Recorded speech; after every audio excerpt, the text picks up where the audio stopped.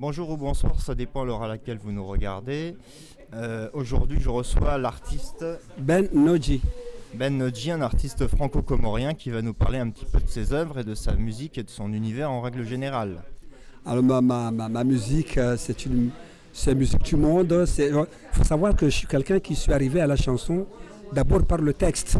C'est parce que j'ai écrit des textes de chansons et qu'en plus ces textes me venaient en mélodie, qu'ensuite je suis allé apprendre la musique pour pouvoir accompagner tout ce qui me venait de tête. En général, c'est assez atypique parce qu'en général, les compositeurs de musique, c'est des gens qui savaient faire de l'instrument avant, qui se sont amusés avec leurs idoles avant d'arriver à leurs propres œuvres. Moi, en fait, j'ai appris l'instrument grâce à mes propres chansons qui me sont venues avant d'apprendre l'instrument. Donc des chansons qui vous viennent comment exactement?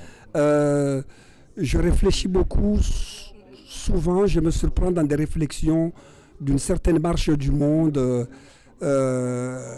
qui fait que du côté du sud, les gens ils n'ont qu'une seule perspective, c'est toujours de partir. Ils ne savent pas quoi faire sur place. Et cette marche du monde-là, je trouve que c'est pas forcément bon pour le monde en général. Et du coup, à force de sentir mon esprit bloqué là-dessus, ça me fait écrire des chansons, mais pas pour critiquer, mais pour espérer de l'endemain meilleur, quoi. D'accord, donc c'est un but un petit peu politique ou... Oui, j'ai des chansons qui sont politiquement engagées, on va dire. Mais plutôt que d'accuser ce que certains disent, la responsabilité de l'homme blanc dans le mal qui frappe le continent noir, moi j'essaye de fouiller un peu sur nos propres insuffisances dans la manière d'organiser nos sociétés là-bas. J'essaye de gratter un peu là-dessus pour essayer de partager l'idée qu'après tout, on n'est pas exempt de tout reproche non plus, hein, qu'on a beaucoup de choses à faire pour que les choses aillent mieux. Voilà. Il y a de toute façon beaucoup de choses à améliorer dans ce monde et non pas uniquement en Europe ou en Afrique, mais aussi sur tous les autres continents. Exactement, parce que moi, ce qui se passe aujourd'hui en France, par exemple, avec les problèmes de migrants, moi j'avais fait un livre que je n'ai pas publié, hein, celui que j'ai publié ne parle pas spécialement de ça. J'avais fait un livre à une époque où j'essayais d'être un lanceur d'alerte dans la mesure où moi, puisque je me suis intégré dans la société française, ceux qui étaient autour de moi ne l'acceptaient pas tellement, qu'ils me traitaient de type trop francisé, toi t'es perdu. Et du coup, j'ai compris qu'en fait, on arrive, mais on n'a pas envie tellement de nous baigner dans les mœurs, dans les us et coutumes de la société d'ici. Et donc, j'essayais d'être un lanceur d'alerte que si ça continue comme ça risque de poser des problèmes de façon globale. Sociétale. Voilà. Et quand je pensais à ça, je pensais simplement à la jeunesse du continent noir. Et aujourd'hui, il n'y a pas que ça. Il y a aussi la jeunesse de l'Afrique du Nord, la jeunesse du monde entier qui essaye de déferler coûte que coûte, même à leur risque et péril, dans l'Europe occidentale pour essayer de trouver une vie meilleure. Dans le même temps qu'en Europe occidentale, il faut dire ce qu'il y a, la capacité à absorber les gens qui viennent d'ailleurs est beaucoup moindre qu'il y a quelques années. Oui, c'est vrai qu'on rencontre en Europe des petits soucis au niveau de l'intégration de certaines populations. Oui, aujourd'hui, il y a des hommes politiques qui n'hésitent pas à le dire, que c'est bien beau de nous gargariser qu'on est un pays d'accueil, mais si en même temps on accueille des gens pour les laisser se droguer à la porte de la chapelle ou un peu partout, c'est pas glorieux non plus. Ils le disent aujourd'hui, les hommes politiques. C'est des choses qu'ils n'osaient pas dire il y a quelques années parce que tout de suite, il y en avait d'autres qui les prenaient pour des fachos, alors que c'est une vérité qui est difficile à dire, mais qu'il faut dire parce que pour essayer de régler des problèmes, c'est pas en les laissant sous le couvercle qu'on va y arriver. Oui, et moi je pense que dans n'importe quel pays, que ce soit en Europe, en Afrique, en Amérique du Nord, en Amérique du Sud, on peut tout à fait s'intégrer, bien venant de n'importe quel autre pays du monde. Exactement.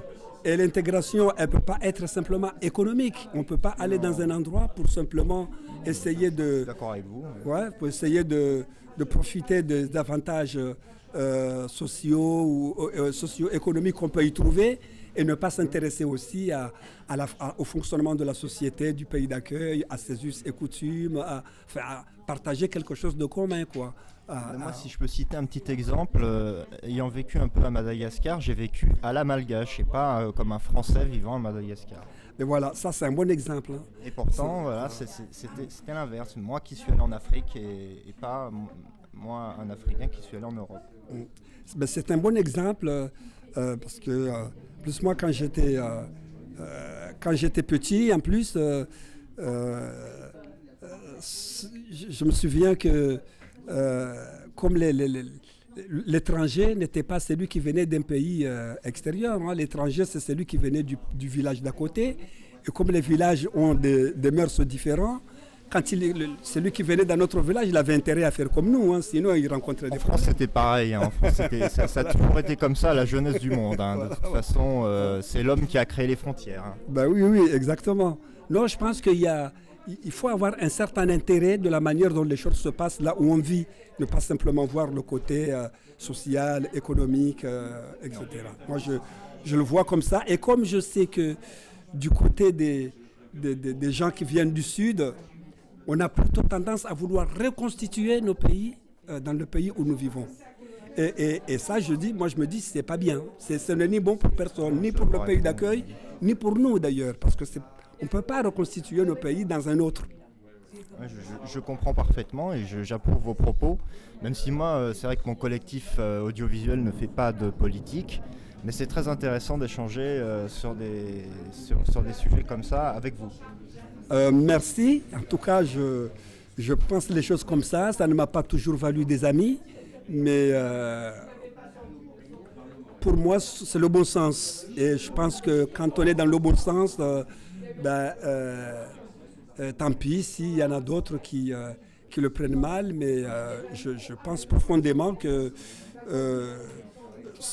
il faut que les sociétés du sud du monde arrivent à atteindre un niveau qui puisse permettre à la jeunesse d'avoir un choix, ne pas les laisser dans l'obligation de partir. Ça, c'est pas bien pour le monde en général.